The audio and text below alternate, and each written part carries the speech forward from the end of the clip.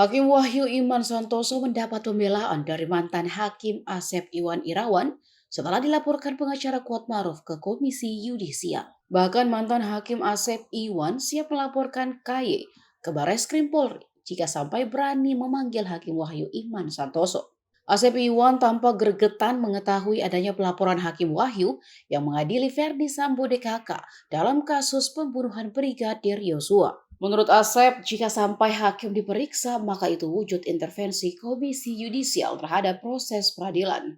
Asep juga menyarankan untuk tidak datang dan tak menghiraukan dan lebih baik tetap melanjutkan sidang. Asep bahkan menuding KY cari panggung jika sampai meladeni laporan pengacara Kuatmaruf.